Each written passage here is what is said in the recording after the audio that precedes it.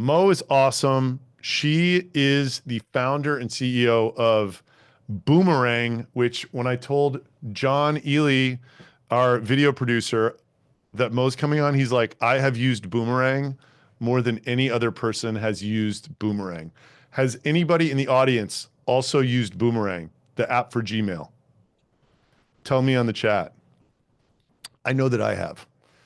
Um, anybody? People are being really quiet about. A while ago, says Jack. Many years ago, many years ago. Mo, when you were gone, John, my video producer, when I told him you were coming on, he's like, I've used Boomerang more than anybody has used Boomerang. Oh wow, yeah. Producers, their jobs are exactly all they do is nag people, right? Yeah, exactly. So I just want to hear your story because your story is incredible. Can you just do like maybe like a 5 minute version of like I arrive in the USA and then take us to like right now? Okay, 5 minutes. I'll do very quick. Yes, went to MIT, did computer science, thinking that I wouldn't have to talk to people if I just code. Turns out that's the exact opposite of where I ended up. Freshman year, got to the room. My roommates and basically everybody laughed at me because I didn't have an email address. I came from Burma under a strict military dictatorship. Nobody has an email address, internet access to trying to study computer science at MIT. Shortcut to graduating, didn't know what to do, did IT consulting because that will help me kind of see a whole range of different roles and then pick UX design as my specialization, got myself a portfolio and switch into a UX designer.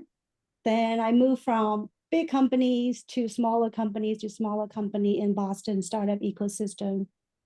And at the time, my boyfriend slash classmate, Alex, was starting to work on this company. And he's like, hey, I'm going to start. I was like, go do it. We don't have mortgage. We don't have kids. We just pay off our student loans. Go for it. And so he started working on it. He quit his job. I still held my UX design job to pay the rent. And we move out from Boston all the way out into the suburb to cut our rent in half so that one person's salary can hold, still pay for the bills. We have no family money. Started with negative $18,000 net out of college. That's for me at least. Yeah. Pay off student loans, pay off, your first car. And that's when we started working on this. So I go to my full-time job, then I come home, work nights and weekends. And that took about probably 18 months or so was that state for me. I was working, full-time job, go home and work on a startup. Then we moved to California to raise our very tiny amount of seed funding at the time because we were getting to the basically all the saving that we built up by then was starting to go, and we Yeah. really funding. So we got our first 100K check from a random somebody. Well, this is when Twitter was good. Dave McClure at the time tweeted out, if you give me a ride, I'll let you pitch. We were in California for some random reason. The VC meeting that we set up fell through. We were sitting in a motel, aptly named Sundowner Inn, and just depressed, and saw the tweet, responded back, gave him a ride, and we got our first 100K check. And that's how we were able to pay for the moving expenses, pay for the deposit for the apartment to move to California, and kind of not get into credit card debt. And that was about 2010. Yep. And been working on this company with three co-founders. We have a third co-founder, Mike, also from Boston area. We started there together. And we are still three co-founders working on the same company for the last 14 years. And you haven't you that was 100,000. What's the total amount you raised? 400K total we raised. That I was consider that bootstrapping.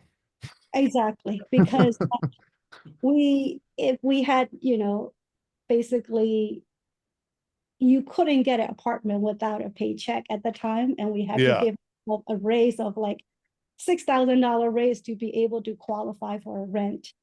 Hmm. Yeah. Yeah. And you have more than $400,000 in your bank account right now? Yes. Yeah. I mean, in the company. So yeah, I kind of like Klaviyo raised $400 million, but they IPO'd with 385 million on their balance sheet. So Yeah. like those guys Yeah. are bootstrappers too. I mean, even though they did the dance, they're like every step of the way they were break even or profitable until like the 2 quarters before they IPO'd. They spent a ton of money on sales and marketing. Then they laid off a bunch of people so they could continue the spend and still be break even. And then they IPO'd with like this crazy growth rate in that stat, you know? Um, I think the golden like month was when we passed the 400K MRR. It's like, yeah. hey, we make, the amount that we raise every single month now. Yeah. How did that take? How long did That's that take? Oh, go ahead, Santos. no, that's such a lovely story. Yeah, I was wondering what was the product you began with, and did it evolve over time? And then how did your go-to-market and revenue kind of shape up? We started with basically 2 buttons in Gmail that let you snooze your email. So we are the original inventor of the snooze button in Gmail. We Nice. hacked the front end and back end to make it work, and we were the first real extension that were able to do, like, you can have manipulation in Gmail, but then the email is actually being moved around in the back end. And then we did the send later, which was like, we built the snooze first because that's what we needed. And a friend is like, but you need the complement send later when I schedule it and going out. So we put those two together. Right. And that was basically the wild west of the productivity extension era. So we just got like 80,000 download in 1 month just from Lifehacker and just productivity geeks looking for stuff. And we went with freemium, and at the beginning it was all free. And people started trying to give us donations because they're like, this is so lovely, productive, I'm finding value, can we donate money? And I said, hey, why don't we call it voluntary subscription, which is a very kooky thing to do, but people are like, okay. And they started PayPaling us voluntary subscription. And that kind of gave us the initial price point research, because I prime it as subscription, people were paying in $12 multiples.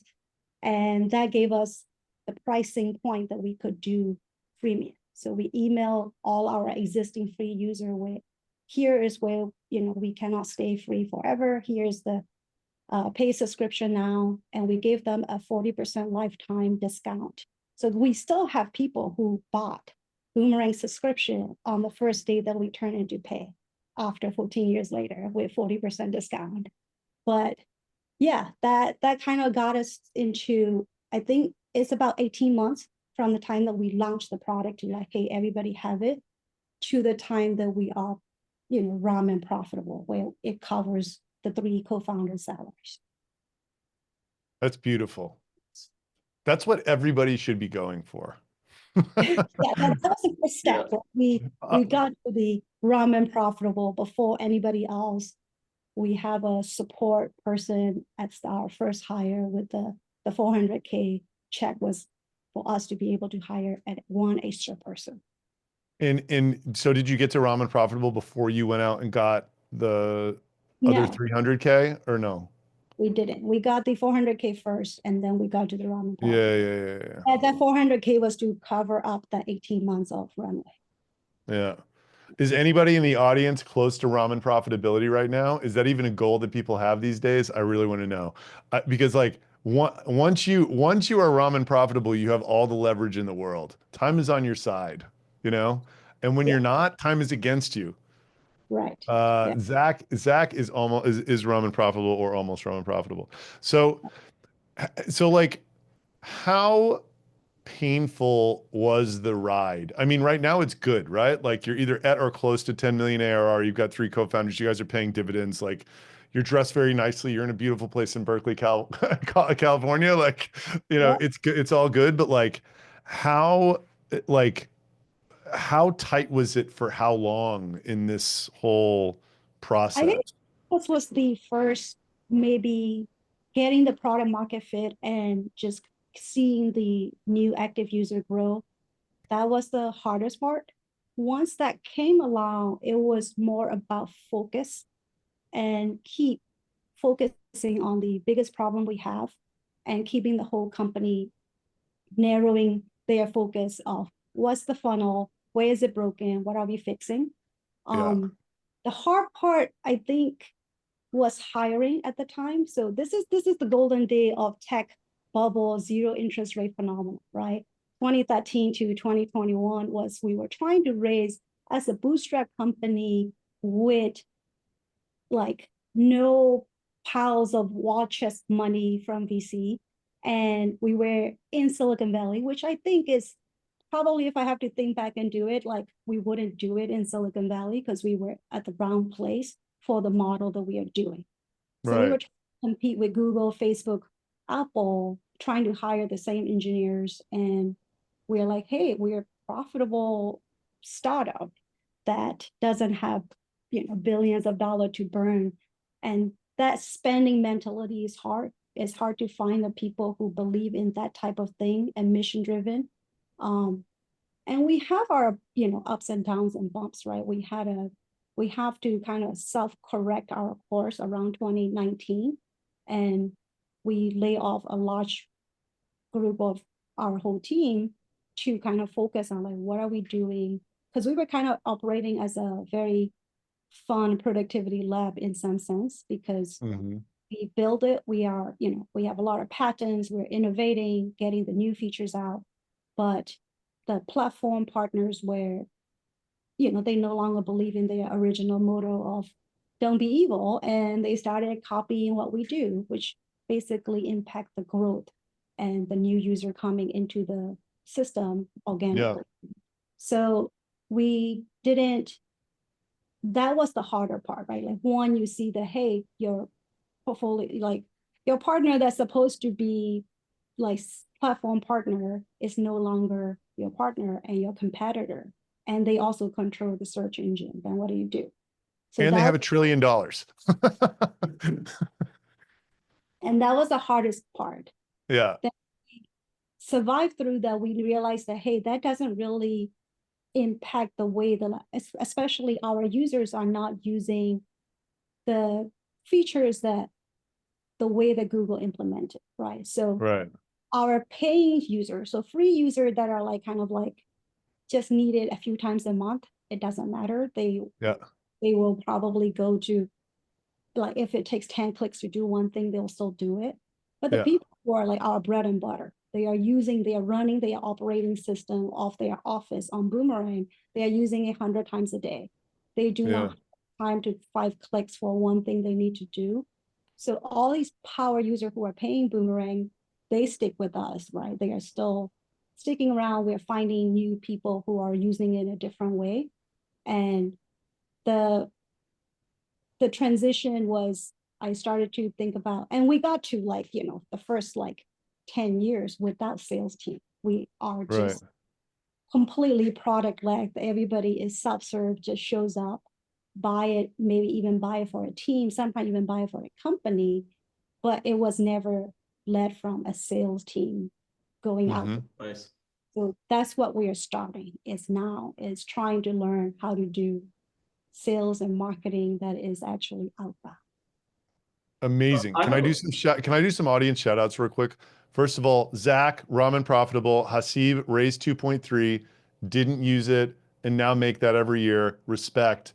Aaron Sloan, 1 deal away from Ramen Profitability. Andrew Spirelli, sorry, no capital infusions here, just getting broker and broker. I've been there. That is hilarious. So yeah, thank you very much. I'm looking for good questions here about the situation. So Huey asks, were there any overtures from Google to purchase you? Why do you think they tried to build something in-house? They did. At the time, they offer basically 1x ARR, which was kind of mean. Yeah, like we'll buy you if you pay us. Yeah, we had Sadosh and I had some guys do that to us earlier this year. They're like they got us on a second call. They're like, we're really excited. We just love your company. We think these things fit together great. We can't give you any money, but we really appreciate how well the companies fit together. I'm like, guys, like, what are you talking about? Like around 2015 or so, early on. And our revenue was probably like 3 or 4 million at the time. And they're like, we'll give you 1x the ARR. But I was like, well, I can just stay for a year and I have the money. What are you talking about? Right. I think that was mostly like they're like, hey, they wanted to check a box like we try, and so that they can absolve their conscience of copying what we do. I don't know how Google works. I'm just making up stuff. Yeah. So I have a question. Mhm. So let's go back to this 2015 era that you're talking about, right? It's easy to raise money. You stayed away from raising money. But what I find very interesting is you didn't hire a bunch of people, right? You didn't, it was easy to build more products because you're still doing a few million in revenue, right? Talk about how did you manage priorities or stay bootstrapped despite. Okay. As I said, the hiring market was tough. So mostly because we were kind of stubborn about not overspending, and we were stubborn about like we want to stay profitable. So that makes us choosy about overspending on each hire. I don't know if that's a good idea or bad idea. This is just what we did, right? And then the other one was we have this very strict interview process for values alignment, because that's the biggest thing for us is if we're trying to hire people, if these people are not aligned on our core value, it just doesn't work, because the team works in this very elite, efficient, kind, respectful team. So if you add any kind of people who don't believe in that way of working, it doesn't work. It breaks everything. So that's it. So that it's hard for us to find the people that fit. Can you, Bryce, what up, Bryce? Good to see you here. What are the core values? We have collaborative as our first core value, and we have Hold on, what is it? What is it? collaborative. Collaborative. Sorry, I thought you said cold-blooded. I was like, man, Mo. That would be opposite. Yeah, kind of the exact opposite. People who are very team oriented, and we have so we have like for each value, we have anti-value, and anti-value is kind of like the Netflix model of cowboy, very independent, get it done. So for us, people who, and it's kind of expressed into like documentation, people who document and work transparently, right? People who are willing to write down what they're thinking and what they're doing and doing well. So annual review process actually evaluate each person on how they adhere to the core values and have examples of how they did or not. So that's kind of like living the core value is part of it. Yeah. What are the rest of them? How did the team size grow from so the first year is 3 of us, right? 2010 is 3 of us. 2011 there was 4 of us. 2012 we have 5, and then 2014 we have 8. So by the time 2014 we have 8 employees. We were about 2.2 million in ARR. Then 2016, by then we have a bigger team, 18. And then I think the largest we got to was 2018 at 23 people, and we were around 8 million. Then 2019 is when we hit the 10 million, but we cut the team to 10. I don't want to rejoice in that, but that's amazing. I think you got to be, it's so easy. Santosh and I talk about this all the time. It's like, especially when you're like, I think your product market fit goes like in and out over time with feature development and competitive landscape changing and everything. And like, when you have a strong era of product market fit, it's so easy to get bloated because everything you're doing is working. And it's kind of like maybe not even working because of the thing you're doing, it's working because of the word of mouth, right? And you're just like throwing a dart in a direction where the target's massive, and then the target shrinks and you have this person and they're missing, and you're like, you know what, we need to just focus again and like get the stronger product market fit back. And we did this earlier this year.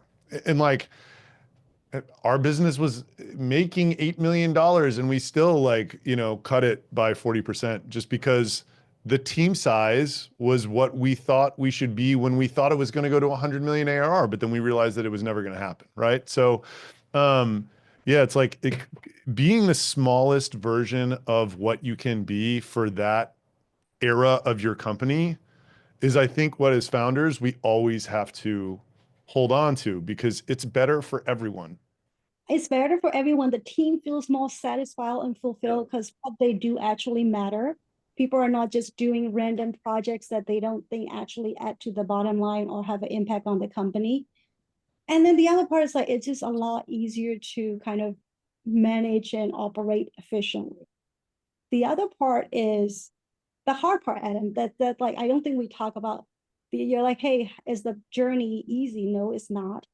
The other part is you don't get any respect, right? So you go to a conference and they ask, hey, how big is your team?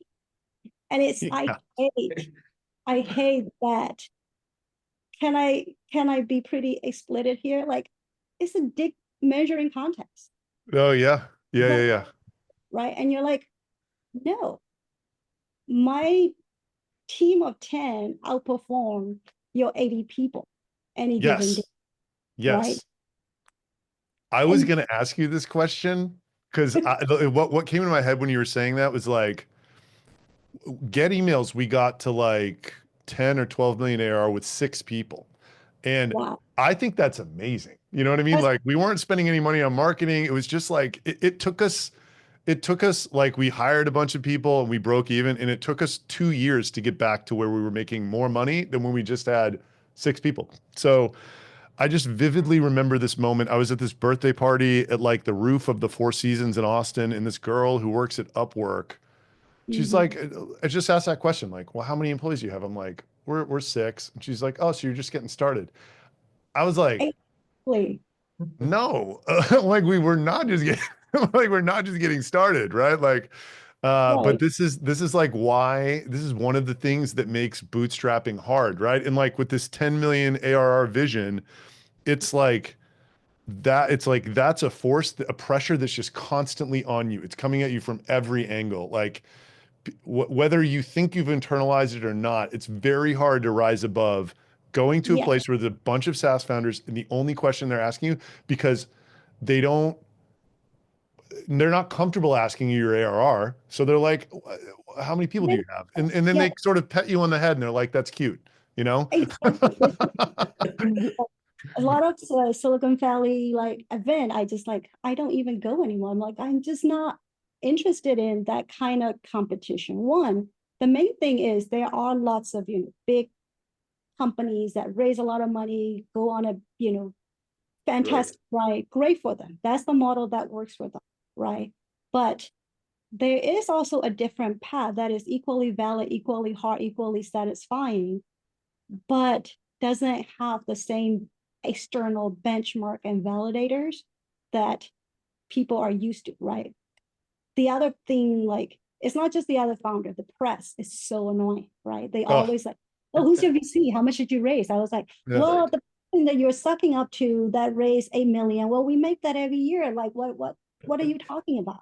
Right. So they have so much more respect for a founder who just raised a series A from whatever big name VC for 8 million than a startup that has 8 million in ARR with like a tenth of the employees. And that's just reality. We Yeah. need that culture to change. And I think it is changing because they I have zero yeah. interest rate funding Yeah, is exactly. I think with the interest rates, it is we are living through that transition. So you have like $1 million per employee. Uh, I think this will be like a metric. back to 19 now, mainly because we're adding sales and marketing that we didn't have before. Right, So it's right, efficient. We're less profitable right now. But still right, right. you're 500 above 500K. That's pretty good. Right. Still pretty good. Where do you how so let's say when your revenue becomes 20 million, how many employees do you anticipate? Probably 30. I don't want to add more. Yeah. It's so good. I mean, I think we want to add one, it makes sense. And As Right. a founder, I'm like a big believer in doing a lot of the work myself to really understand and get the pain and get really the core of what is this function, what are we going to look for? And like for us, like opening up a headcount is a very involved process. Like the hiring manager has to write we actually design the entire interview process backward, figuring out, write it all out before we open the job description. Can we ask, there's a lot of questions about how you run a good customer service org with such a light team. And I want to answer that too. Ask to me, but I want you to answer it first. We have 3 full-time US support people. They are the best of the best. And it's actually one of the bigger teams. Right? Well, my marketing team has only 1 person. And then we have 2 in the sales team, which does some customer success part. But a lot of it is our product has been doing customer support itself for the last 14 years because we have, fixed everything that we need to fix over the years. But it's constantly breaks too because Gmail is constantly breaking in somewhere. And then the other one is every single person from, the founders through the newest hire is support trained. So regardless of what your job position is, you get trained on how to do customer support, and we take turns. So our support team gets their time off on holidays and, longer stretches of holiday because everybody step up and do our customer support so that everybody is, they can look at a customer ticket, how to answer it, how to help through. And that communication with real customer is always there for everybody. All my engineers can do a customer support shift. That's amazing. I wish we had that culture. I dream of a culture like that. And then to answer that question, so this was like I'd never done a freemium model before, RB2B. And man, there's a lot of messy parts of it, and our churn's a disaster right now because we don't do it the right way. But like, this was my biggest fear. It's like, how are we going to have tens of thousands of users, and I keep my team of 6 that I want to keep until we're like, beyond 10 million ARR or whatever. And I think so. You have to have the right guy to do this, but we had this guy, Rob, who was working on the ecom side of our business, and he used to be an engineer, and then he like built all the onboarding documents for this like virtual reality thing that he was doing. And he was able to take Intercom's like out of the box AI tool and workflow tools and just make incredible self-serve experiences that got like a 93 CSAT, and we didn't even hire anybody else until 6, 7, 8 months in, and we get like a couple thousand interactions a week, like asking us stuff. So there with the right, and it just comes back like with the right people, there are now the right tools to where the Yeah. customer support thing can be done very well without a ton of bodies. I mean, I just lived it. Like that was my biggest fear. I'm like, how did MailChimp do this? Right. Like, and they eventually went to where they didn't have any reps for the free stuff, but I'm like, we can't do that because our product's going to be terrible for the first 2 years. Right. Like we got to have people there, creating this blockade or whatever. Santosh, do you have any other? Yeah. So looking into the future, once you exit and you start another company, would you still bootstrap? Or this time you do it different, and why? I think it depends on the product and what you're trying to build. Mm-hmm. There's a product market fit, and then the founder and product fit. But then there's the product to GTM that has to align. So like what we built was very freemium self-serve model that didn't need, pouring money to go to market versus, I don't know, like if I'm building something else, which I can't really imagine right now. So like, that's why my answer is, my Right. preference would be Bootstrap if we can swing it, unless there is a capital intensive thing that we must spend. Because I think I'm not saying like every company should be profitable at every single year of their existence, that's the old way, right? Like my parents started a business. That's how they have to exist. They didn't have funding options and things like that, especially, Right. Dictatorship Burma. But like now you have options, and there are ways that make sense where you need to take funding to, I don't know, Uber and Lyft, and they all burn so much money to get to where they are. So I don't know. I don't think there's one right way for everybody.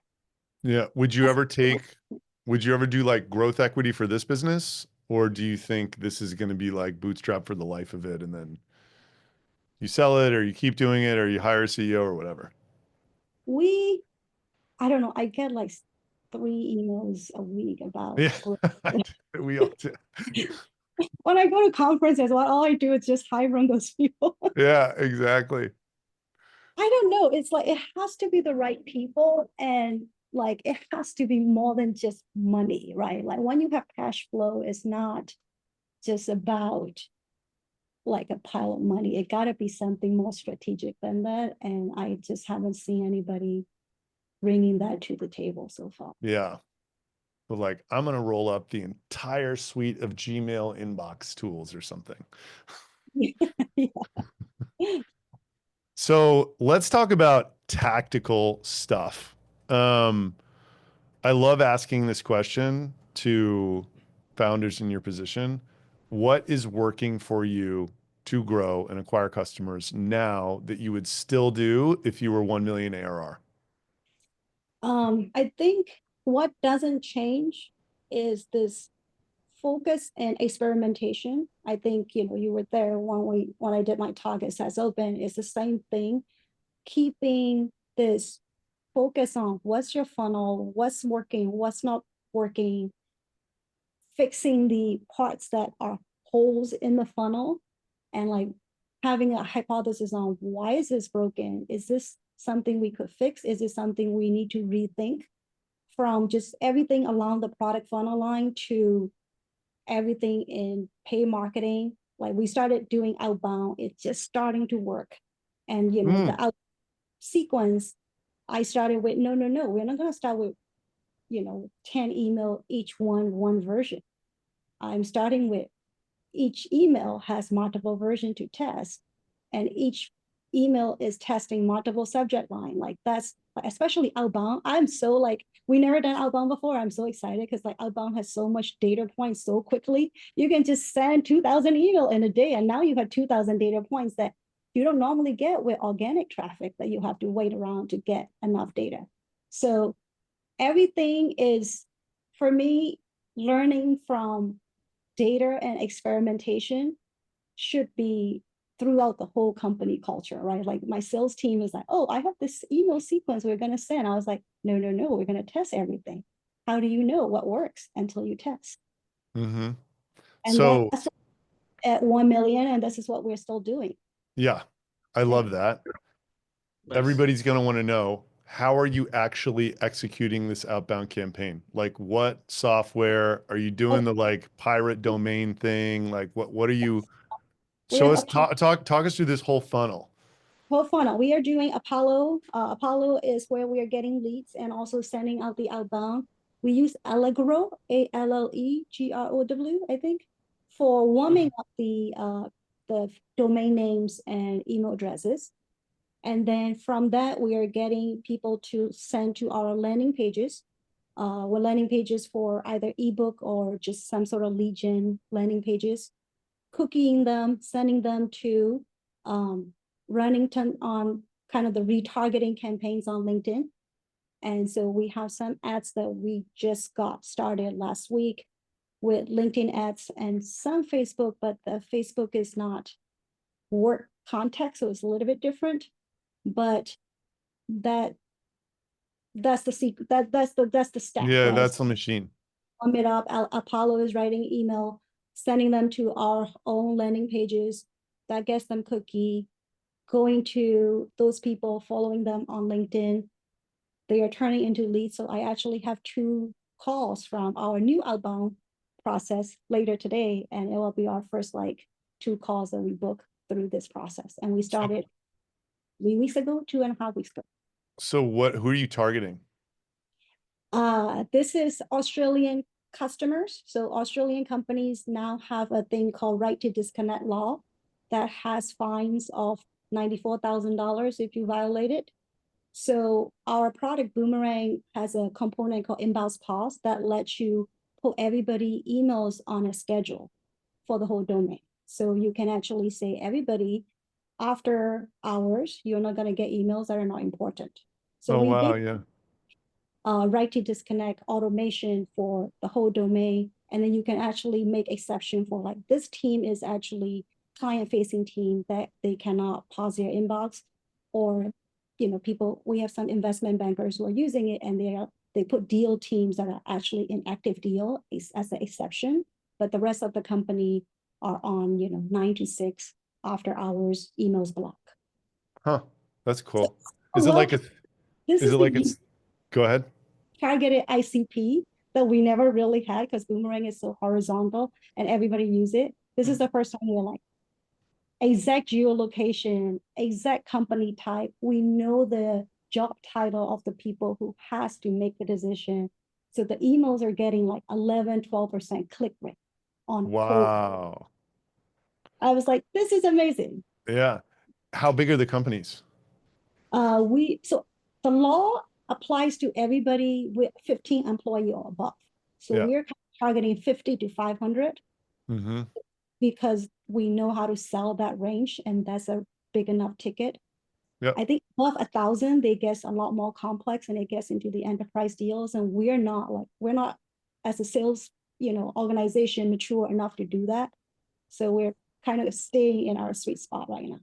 Yeah. Preaching to the choir. We are just doing our first enterprise deal right now. It's a proof of concept at retention.com. And like, we just had no idea at how complex it Isn't it was. beautiful? Yeah, it's like they're on the call with 30 engineers from this company, like trying to like make sure all of the tech will like work together and everything. Um, that's awesome. Thank you. I have a lot of questions about overseas developers. Do you have overseas developers? We have one contractor that does our Android app development. Yeah, So we are three co-founders who are all engineers. We all have CS degree. So the first, few years, we are the coders and we are yeah. developers who kind of took other hats and did product and marketing as we needed. So we have a very strong like engineering. At some point, we have more engineers than anybody else, which I don't think is a recommended ratio for any company, but that's what we had. But right now, we only thing we offshore is QA and Android development, and they are the same firm that we knew from some founder group. Yeah. Yeah. I know Santos just used a bunch of overseas teams. Our team's in Canada for retention.com, and Tate's in who's the only engineer for RBB. He's in the Bay Area. Santos, what's your experience been? Well, depends on projects. But for small companies, I think it gets difficult to manage overseas engineers because there's an overhead. So like what Mo's describing, I think it makes sense to just use in-house and have small, tight-knit groups to work on projects. So one thing just popped into our head, what we're doing at retention.com. We have a group of 5 people in the Philippines that have been our cold email team for like 10 years. And like, I we're not, think go ahead. whole process of like people actually logging into Gmail and So, sending email. so like Diana, who's not on this call right now, this is super unscientific and you would have never made the decision this way, but she was just like, I don't see how, if everyone is using Apollo and ZoomInfo to get email addresses and everyone is using these automation tools to send them, that's Yeah. going to work. So she would do list building on LinkedIn and then have these people list build on the internet. So like go find an email address that is not Right. actually in Apollo or ZoomInfo, and we're going to use Right. those. And then she would have them logging into Gmail accounts and manually sending one-off emails. So Yeah. like,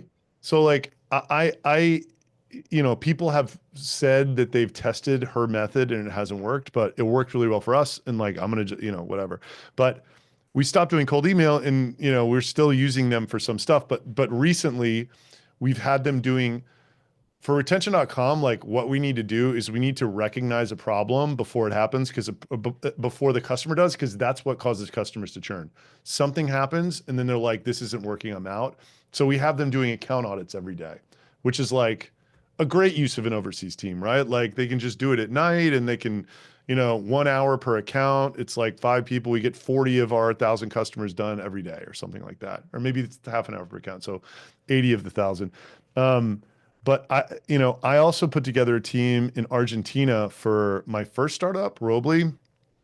And man, I went and lived down there because someone gave me this advice. It was a guy who was Serbian and doing it in Serbia. He was like, either you hire an agency and it's like almost as expensive as having a full-time US dev and you won't get the quality that you need, or someone needs to go live there and get buy-in from these people. Otherwise, they're just not, they're just not going to do anything, right? So I was like, well, Tate's got a family, he's not doing it, and I was single at the time, so I went and lived down there. And man, I mean, like I showed up, I was like, okay, so I'm gonna hire 3 people, and then one of them probably won't work out, so I'll just let them go, and then we'll hire 3 more and keep doing that. Let the first guy go, like he sues me and the co-working space that we're working in. So I was like, what? Like, and then I like spent 100 hours learning about this labor law in Argentina that like to an American is just crazy, Mhm. And the team, so for a year, nothing got done. And then finally we got an Argentine guy to run the team of 7 and things Mhm. actually started working very well. So Oh, what we did with retention.com was when we were ready to expand the team, we actually hired a Canadian engineer manager and he worked alongside Tate for 4 months, didn't write a single line of code, just familiarized himself with what we were doing. And then we hired 6 engineers under him and he now runs that team. So that was, I will never not do that again. Like Tate, my CTO, most incredible individual contributor ever, but like can't manage, no interest in it.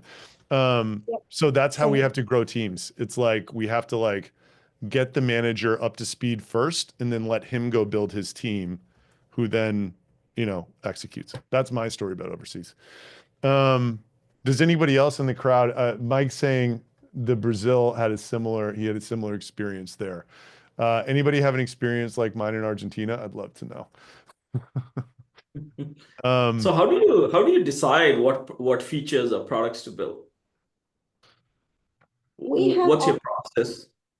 yeah, we have always kind of followed the customer because, we have such high engagement customers that there's always, we probably have like 12 outstanding major features the customer want any given moment.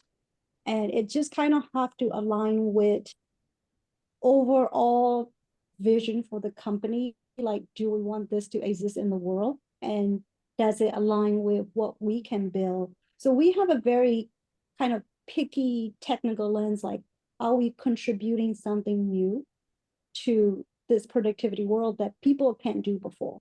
So our meeting scheduling tools, like, yes, it's kind of compete with Calendly, but what we do is very different from anybody else, right? Our meeting scheduling image is live in your email, updated with your real-time availability so that the person never has to leave their email to go book a meeting. So we have that kind of like a chip on our shoulder that everything we bring to the table has to have some sort of technical advancement to the productivity Right. world. And that's what the founders get excited. And that's what my co-founders and I are like, this is what we want to do. So we very rarely just do like, oh, let's just build something to have it. Do we bring Yeah. something better that nobody else can do, especially from a technical standpoint, that actually change the user experience to the next level? Nice. And then And- like in-house pods, we build it from our like core value of we work hard, then we shut off. Nobody's texting you and making you work overnights and nights and weekends. So we want that tool to be available to the next generation of the company leaders who want to run their companies like that. and Yeah, it nobody's there. seems like you guys have built some very strong processes and culture within the company that's helping you. What about SEO? Did you invest in SEO? Given you have operated for so long, you must have strong SEO and organic traffic. We have really great domain authority, mainly because we have so much earned media from just being in like a general productivity market for so long. And then we had some SEO that we're working on. It's one thing that I would love to do more, but I think SEO is going to change with all the ChatGPT and Gemini and all the AI summarization is going to change whether the users is ever going to get to your page. So now who is seeding this ChatGPT answers? What are the contents? So like, we have the search engine optimization. I think we are going to need that Gen AI optimization of what answers they are giving to people. Are they going to include your tools? Right. Yeah. Thinking about, I can't figure out who's doing it. Yeah, the person who figures that out, Yeah. they're going to be very rich. And like, if anybody's figuring out, I don't think they're going to share now. They're like probably Right. hoarding it for the next 3 years. Of course. Of Absolutely. course. So have you guys integrated any of the LLM stuff into your product? Into our Like product. what's your view on it? Some people are like, wow, this is like the most whatever. Like I've kind of used it for the first time in the last 7 days. So I was definitely a late adopter, but like is it in your product? What do you think about it? Is it going to change everything? Like It in a product that we do need. We have some that are already built that are not out there because we don't have, being a lean team, we don't have enough GTM resources and packaging up like everything. The building 90% is easy. The last 10% is the hardest. And there are a few that we had this kind of rate your email and grade your email as you're writing it. And we released it in 2016 and it was like, mind blowing at the time. And it was more machine learning than Gen AI. And we are layering that with like, hey, I can guide your email to be more respondable.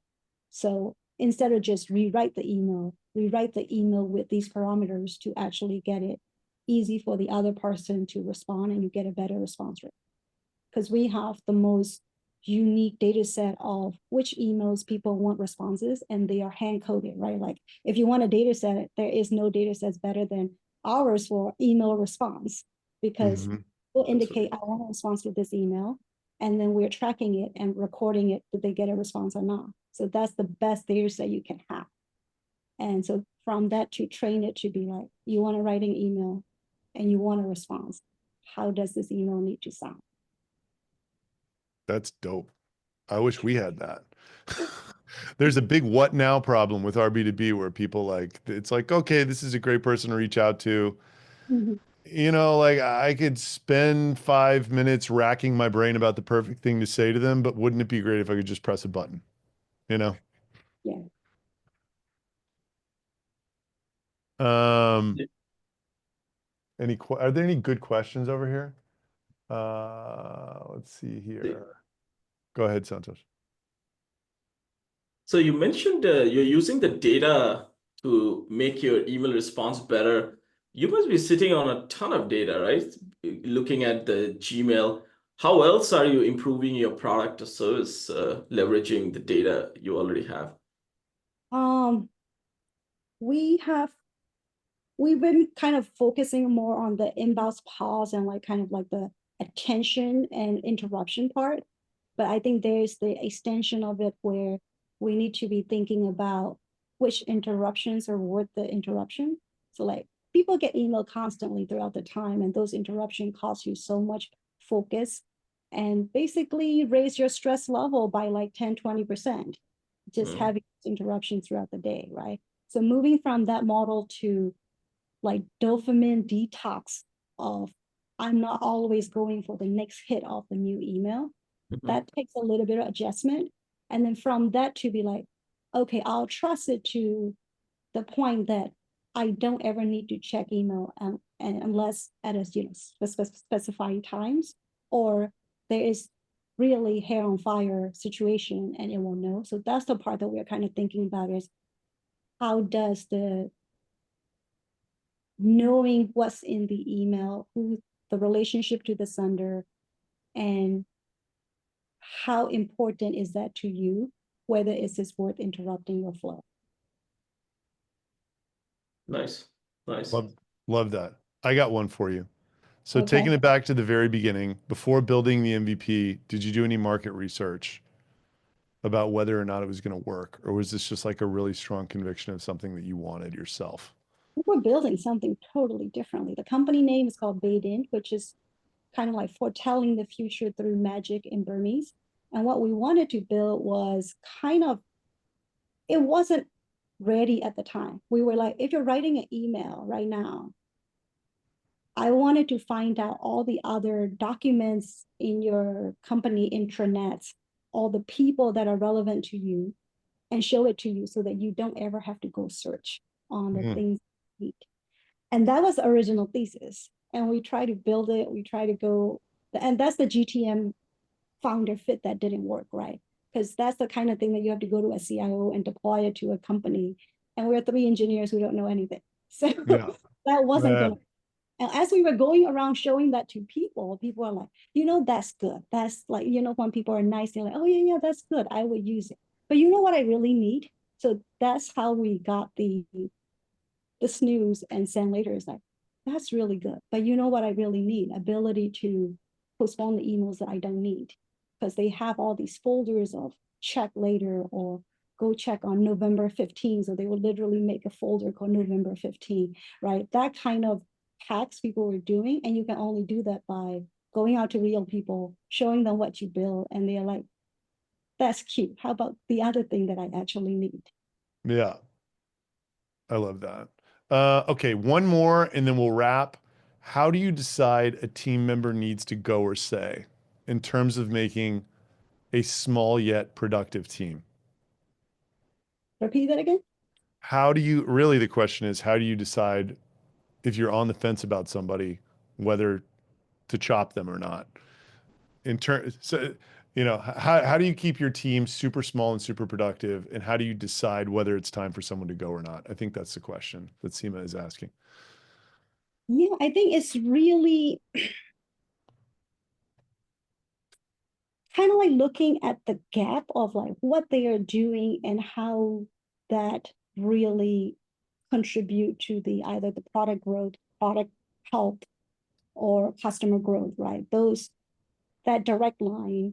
I think some parts of it were just like, oh, this is nice to have, and we are just doing it because it feels good versus if you cut this, things falls down. I think that's Yeah. that's the litmus test, right? Yeah, and maintaining that discipline over time is like very hard. Like Yeah. I mean, I guess if you've internalized it, it's not hard. We've lost that discipline a couple times, and then you get in For the me, point where you're like, wow, I wish we were running like that again. It's like, well, we can. We have control over this. yeah, how do you, yeah.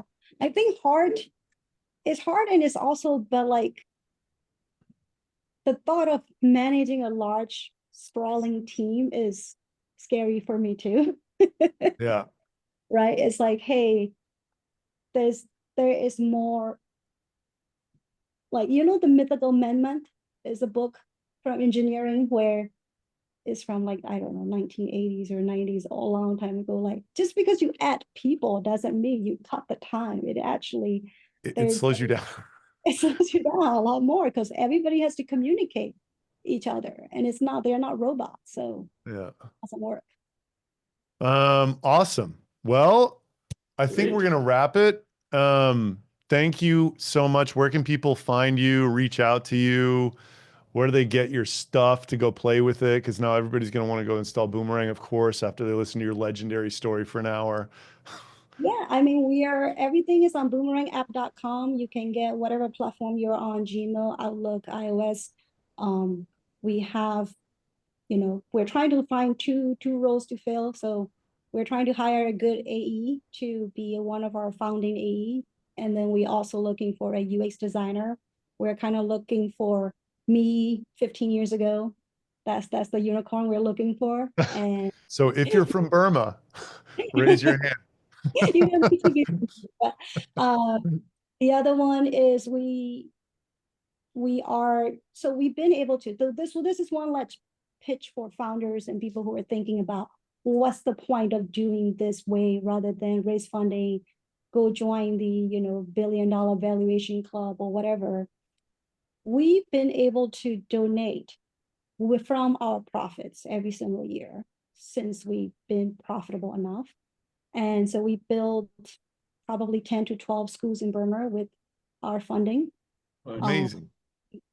We have funded climate tech research labs for the last 7 years. So we already funded 9 research projects. So we're looking for our 10th project this year. So if you know anybody who is in climate research, want funding, we do a $50K grant for a researcher. So things like that, right? It has nothing to do with what you really do. This is what we can do because of the flexibility that we have. Right. And that should, you just, when you kind of own your own destiny, there are a lot more choices you can make. And that's the most wonderful situation. That is a beautiful statement. I didn't want to cut you off. Finish it. I just feel really lucky to be in that situation. You are really lucky. I feel lucky for you. So, thank you so much, Mo. You're a great guest. This was an awesome session. Just like I love sharing this story. You know, of course, having a big founder brand is good for business, but like one of the purposes of this megaphone that I want to just keep doing or using is like to tell stories like this and to like show how this other way is possible. So thank you for doing that. Next week we have Eric Sue. Do you know Eric Sue? He has a podcast with Neil Patel. He's an SEO guy. He's going to talk about SEO for B2B in 2024, what you're supposed to be doing, like what you do in the face of all this chat GPT that's coming. So yeah, if you want to check, the replay is going to be on YouTube at 9 a.m. tomorrow. And, you know, that was a great episode. Thank you. Thank you, everybody. Thanks, Mo. This Thanks was for all the great. questions, everybody. All right, cheers. All right. Take care, Mo. See you Bye. around. Bye.